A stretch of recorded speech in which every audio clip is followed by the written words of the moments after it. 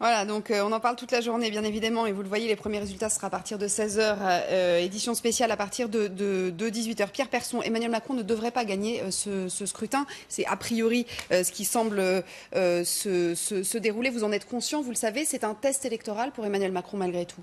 Non, je pense que c'est une étape de la recomposition politique.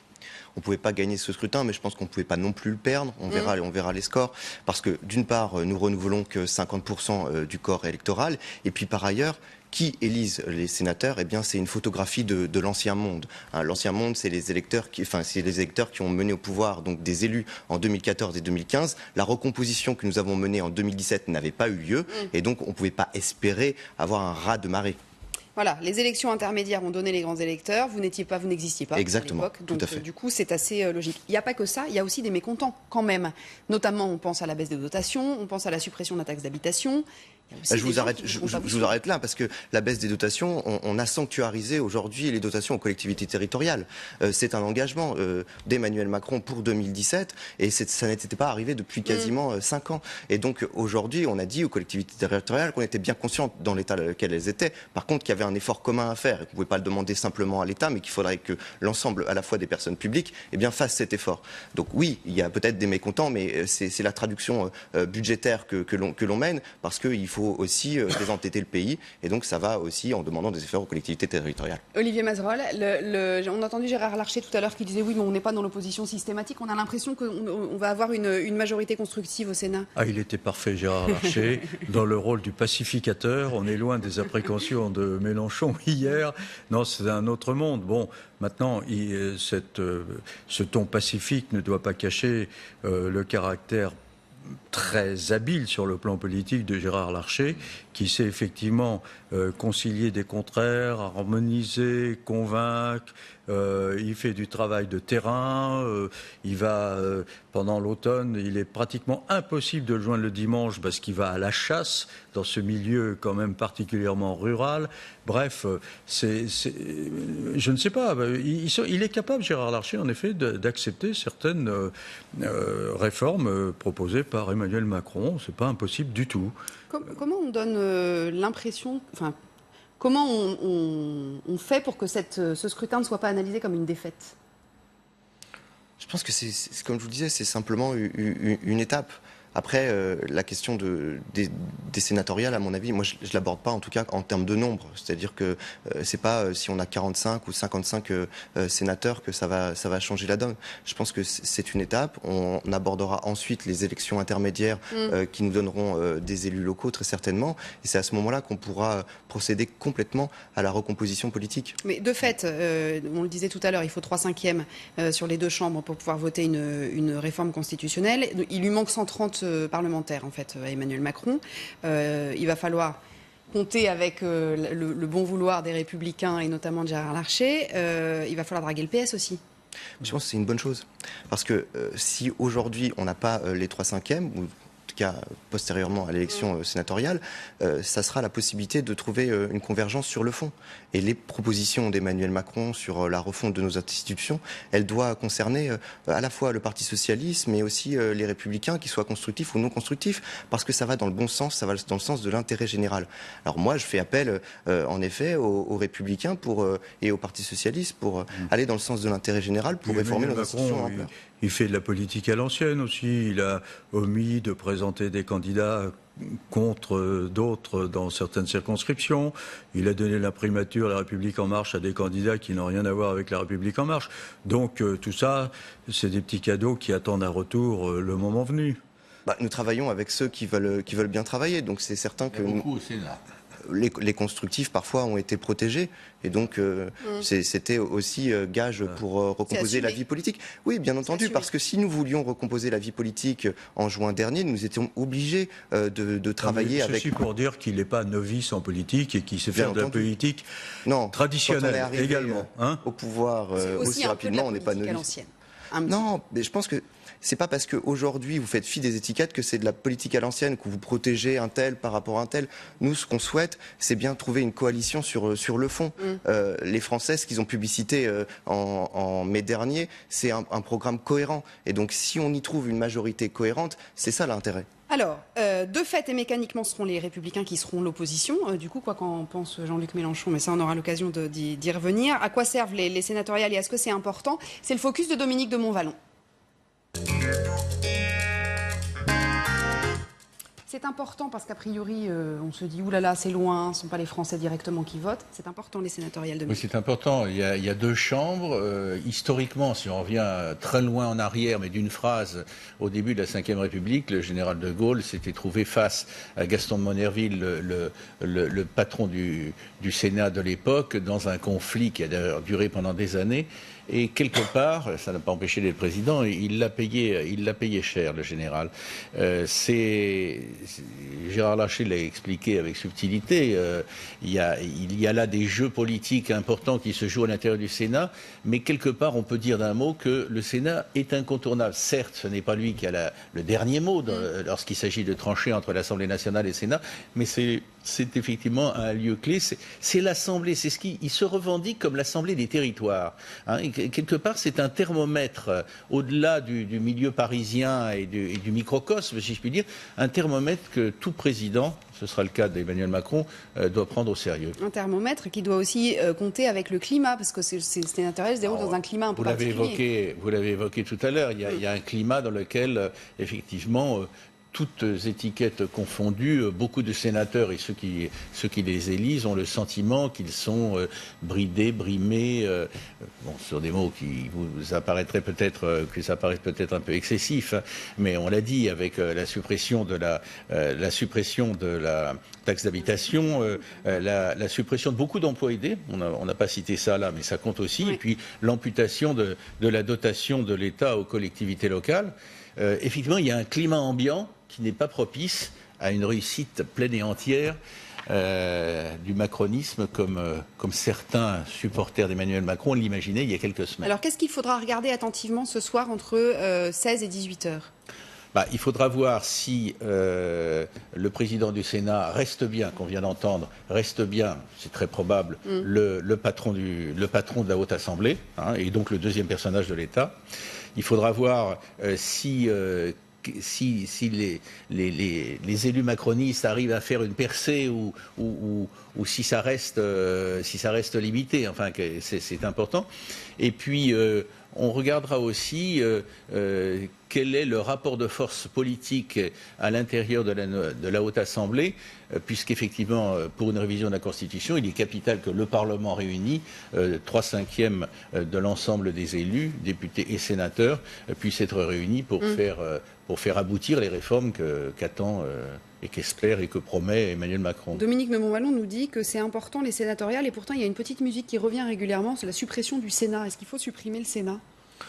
Non, je pense qu'il faut que c'est une chambre qui doit être mieux comprise, qui doit certainement être réformée, mais comme l'Assemblée nationale doit l'être elle aussi.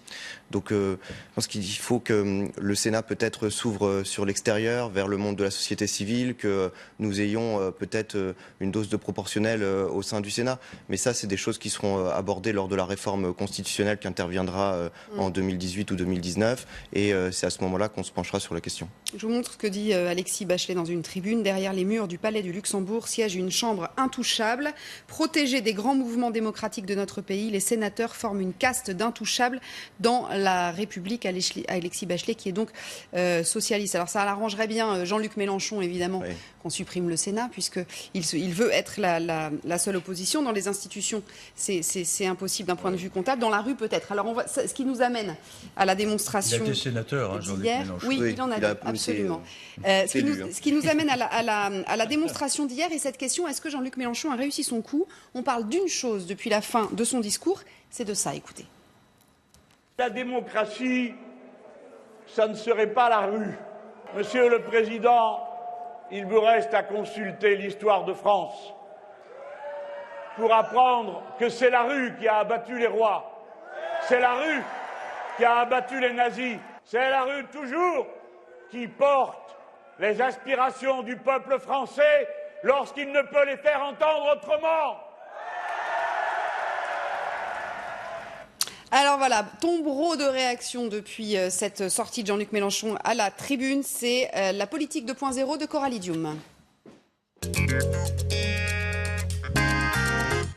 Bonjour Coralie, cette déclaration qui a fait beaucoup réagir sur les réseaux sociaux hier. Oui, ce n'est évidemment pas passé inaperçu, on peut s'en douter.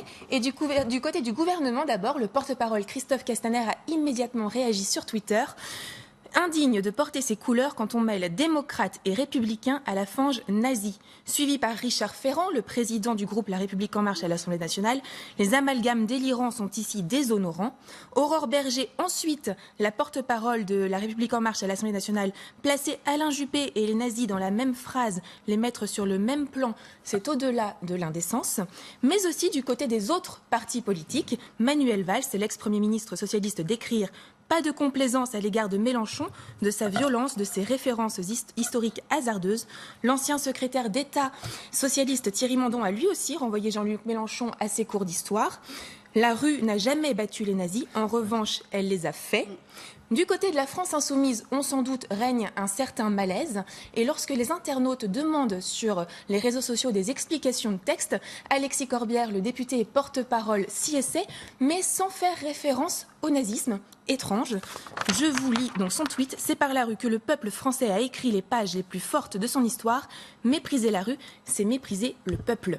Des explications qui n'ont donc pas vraiment convaincu. Mais c'est surtout étonnant, Olivier Mazerolle, quand on connaît un peu Jean-Luc Mélenchon et son appétence pour l'histoire. C'est-à-dire que c'est quelqu'un qui est calé en histoire. Il connaît l'histoire, mais c'est aussi un trotskiste qui peut se laisser embarquer effectivement dans des considérations hasardeuses. Il sait parfaitement ce qu'il fait, Jean-Luc Mélenchon, quand il parle. Vous savez, dans Marianne, récemment, il a eu cette phrase, il a expliqué « La surenchère verbale nourrit les monstres ». Donc il sait ce que c'est que la surenchère verbale, il sait à quoi ça conduit. Et quand effectivement il fait référence à la rue qui a abattu les rois et qui aurait abattu les nazis, on peut en discuter longuement de cette question, on voit bien qu'il a des références qui ne sont pas du tout pacifiques. Alors il a beau dire qu'au bout de la rue, il arrive parfois qu'il y ait les élections, en réalité, hier, il a donné le signal, qu'il le veuille ou non, qu'il y avait une autre façon de prendre le pouvoir que d'attendre les élections. Et c'est ainsi que je crois que ce discours est très important parce que précisément, il doit amener les Français à choisir entre Mélenchon, est-il un agitateur, voire même, comme vous le rappeliez hier, Dominique, l'a dit Manuel Valls, un factieux, ou bien au contraire, est-ce qu'il est le prophète qui annonce la République rêvée? Eh bien, c'est aux Français de choisir et de se déterminer. Les vierges effarouchées, pardon, c'est peut-être un petit peu violent, mais comme c'est une expression qu'il affectionne, il fait du Mélenchon. Franchement. Oui, mais Mélenchon... Pardonnez-moi, je partage tout à fait votre avis, Olivier, mais il y a un morceau de phrase sur lequel, vous l'avez noté, aucun de ses amis et lieutenants ne pourra s'expliquer, c'est la référence à la rue à la rue qui aurait fait tomber les nazis. C'est-à-dire qu'il y a les surenchères verbales que vous évoquez, c'est du Mélenchon pur, même s'il est probablement, de mon point de vue, en sur-régime actuellement, mais là, il a dérapé complètement. Donc attendez toujours, vous n'aurez aucune explication sur une référence pareille qui défie le commentaire. Il y a des mots d'une rare brutalité. La France se vide de son sang. Ouais. Ils ont déclaré la guerre en parlant des oligarques dont Emmanuel Macron serait le chef de file. La guerre de France commence. Quand vous êtes ça et que vous avez des personnes qui sont effectivement exaspérées, qui sont malheureuses, à juste titre ou pas, la question n'est pas là, mais qui sont malheureuses, comment reçoivent-elles ce discours, si ce n'est comme étant un appel à s'indigner, mais d'une façon qui n'est pas forcément pacifique. Pierre Persson. Je pense que Jean-Luc Mélenchon attise les haines aujourd'hui. La démocratie, elle peut s'effectuer, peu ou partie en tout cas dans la rue, mais elle s'effectue surtout dans les urnes. Jean-Luc Mélenchon, il oublie qu'Emmanuel Macron, il a été élu avec 8,5 millions de Français au premier tour de l'élection présidentielle. Mettre sur le même plan 30 000 personnes et 8,5 millions de personnes qui sont exprimées, qui ont mis un bulletin dans l'urne, c'est indécent. Et pour ma part, je trouve que Jean-Luc Mélenchon est en train de radicaliser un discours qui ne lui fait pas honneur et qui aujourd'hui le pousse dans les frontières qui sont ceux de l'extrémisme. Et je pense qu'il devrait parfois réécouter ses discours et je fais appel à sa raison, parce que là, aujourd'hui, on a dépassé quand même un stade. Oui. Ce qu'il veut, Jean-Luc Mélenchon, il le dit, d'ailleurs, il a commencé son discours avec ça, il veut une convergence des luttes. On va regarder le calendrier, le planning est quand même assez dense. On parlera des routiers tout à l'heure, ça commence ce soir. Il n'y a pas que les routiers, il va y avoir les fonctionnaires, il va y avoir la manifestation des retraités dans la semaine. Il peut trembler, Emmanuel Macron, quand même, parce qu'on relit dans le JDD ce matin qu'au mois d'août, Emmanuel Macron avait dit il n'y aura pas de grand soir social, j'y crois pas, les Français ne vont pas se mobiliser en masse. Il y a une mobilisation. Elle est de l'ordre de 300 000. Voilà. Après, je pense que ce n'est pas tant les chiffres, c'est qu'aujourd'hui, s'il y a des gens qui manifestent dans la rue, c'est qu'il y a une forme d'inquiétude, et vous l'avez relevé. Et cette inquiétude, on doit y répondre par de la pédagogie. On doit expliquer le sens de nos réformes, et aujourd'hui, on doit toujours expliquer le cheminement qui nous amène à telle ou telle réforme, et notamment au cap et à la vision que nous voulons pour le pays pendant les 5 prochaines années. Donc, je ne sais pas en termes de nombre, en termes de chiffres. Je ne suis pas devin, mais pour le coup, ce que je sais, c'est que l'une des réponses à cette mobilisation, c'est l'explication, c'est la pédagogie. La bataille ne fait que commencer, c'est ce qu'a dit Jean-Luc Mélenchon hier. On va le réécouter, et puis vous me direz tous les deux ce que vous en pensez. Ne lâchez rien, la bataille ne fait que commencer. Grâce à vous, on a vu cette déferlante du peuple. Grâce à vous, le courage se répand. Grâce à vous, la résignation recule. La peur, la consternation. Allez les gens, allez au bout du mouvement social, au bout de la rue. Souvent, il y a les élections. Olivier Mazerolle, la convergence des luttes, ça peut être un risque pour Emmanuel Macron ou pas ? Oui, bien sûr, personne ne peut prédire l'avenir, et il faut voir comment, effectivement, les Français vont recevoir, l'ensemble des Français vont recevoir ce discours de Jean-Luc Mélenchon. Est-ce qu'ils vont adhérer, ou au contraire, est-ce qu'ils vont trouver qu'en effet, ça mène à l'aventure ? Simplement, cette convergence des luttes, vous voyez, il y a un sondage ce matin qui dit, il faut faire attention, mais qui montre que Emmanuel Macron aurait regagné quelques points de popularité. 5 points. Bon, je ne sais pas si c'est exact, les sondages sont parfois un peu difficiles à comprendre, mais pour l'avoir dit depuis plusieurs semaines, y compris sur cette antenne, je persiste et signe à dire qu'en manifestant de la fermeté et en montrant qu'il est bien décidé à ne pas reculer, contrairement à certains de ses prédécesseurs, et en étant fidèle à ce qu'il a dit durant la campagne électorale, et malgré certains propos qui sont pour le moins malencontreux, voire condescendants, comme le mot fainéant, etc., Emmanuel Macron impressionne la rue, précisément.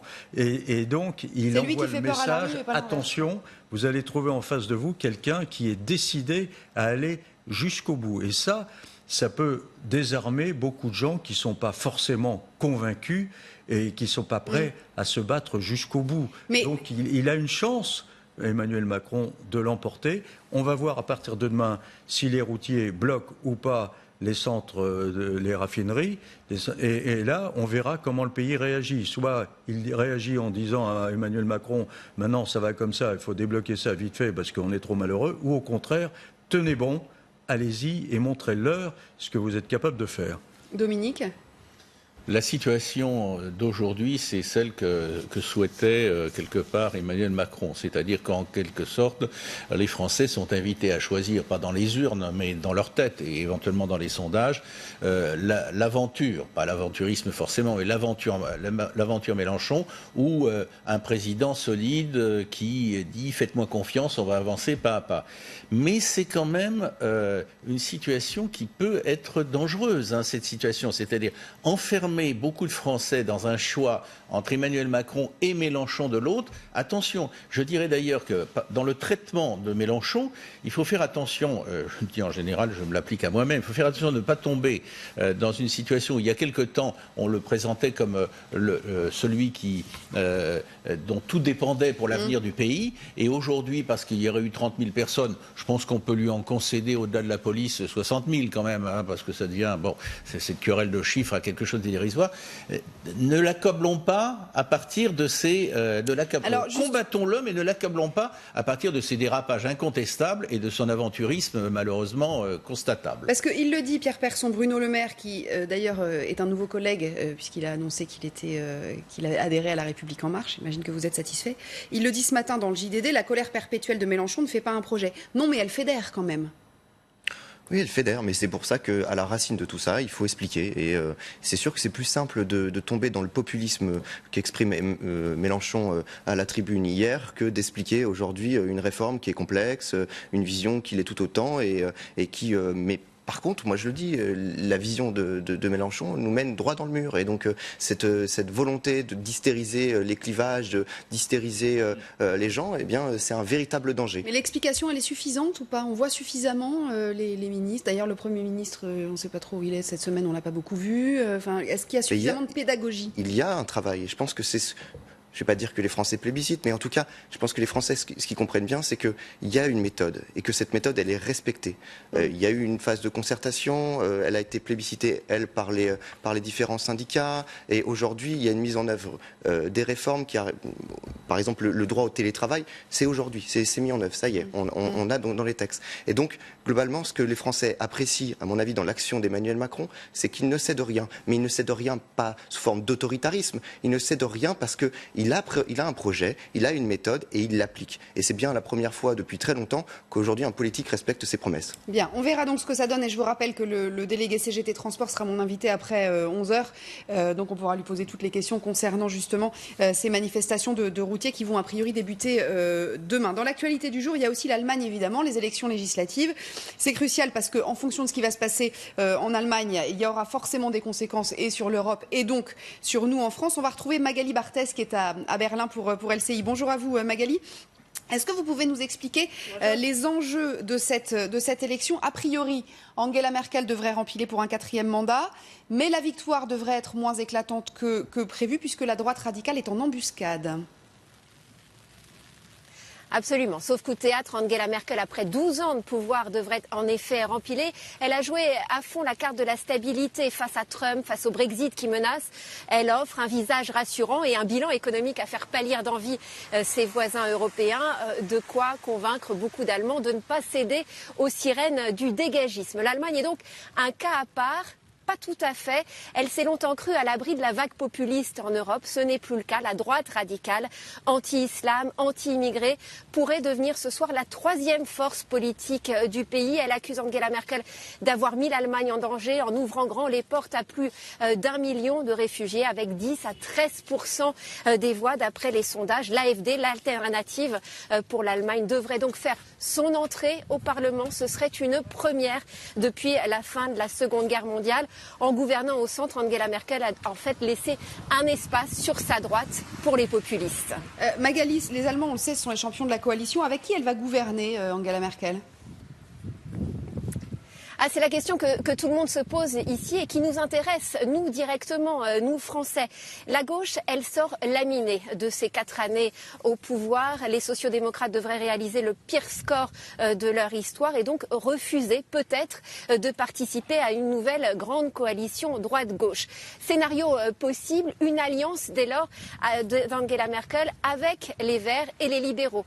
Le problème, c'est que les libéraux ont une idée très précise de ce qu'ils veulent faire en Europe. Pas question de solidarité financière. Ils prônent même une sortie de la Grèce de la zone euro, de quoi contrecarrer les plans d'Emmanuel Macron qui veut une relance de l'Union européenne. Les résultats sont attendus à 18h ici et ils seront guettés de près à l'Elysée. Et vous pourrez les suivre avec nous, bien évidemment. Merci beaucoup Magali, avec Chloé Gibert à Berlin. Prise de parole d'Angela Merkel sans doute dans la soirée.